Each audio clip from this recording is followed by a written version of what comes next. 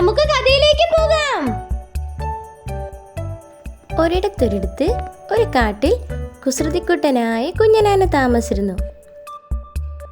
അവൻ മഹാവികൃതിയായിരുന്നു. എല്ലാ ദിവസവും കുറുമ്പ് കാട്ടി മറ്റു മൃഗങ്ങളെ പറ്റിക്കുകയായിരുന്നു അവൻ്റെ പതിവ്. അങ്ങനെ ഇരിക്കെ ഒരു ദിവസം കാട്ടിലൂടെ കളിച്ചു ചിരിച്ച് നടക്കുന്ന സമയത്താണ് അവൻ ആ കാഴ്ച കാണുന്നത്. കുഞ്ഞനാന മനസ്സിൽ പറഞ്ഞു, അത് നമ്മുടെ ആമച്ചാരല്ലേ, ഇന്ന് അവനൊരു പണി കൊടുക്കാം എന്ന് പറഞ്ഞുകൊണ്ട് കുഞ്ഞനാന ഓടി വന്ന് ആമച്ചാർക്കിട്ടൊരു തട്ട് കൊടുത്തു.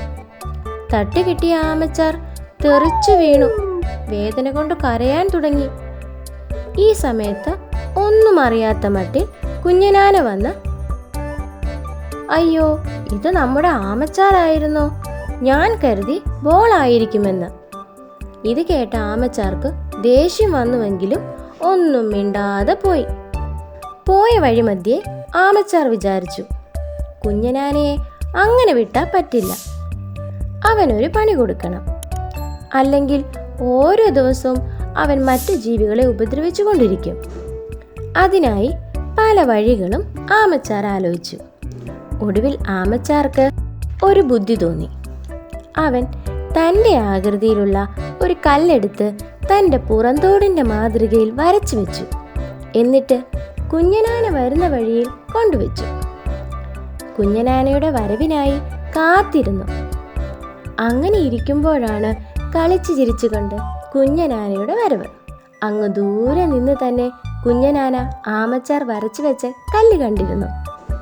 എങ്കിലും നമ്മുടെ കുഞ്ഞനാനയ്ക്കത് കല്ലാണെന്ന് മനസ്സിലായില്ല. അവനത് ആമച്ചാറാണെന്ന് കരുതി ഓടി വന്ന് ഒറ്റത്തട്ട്.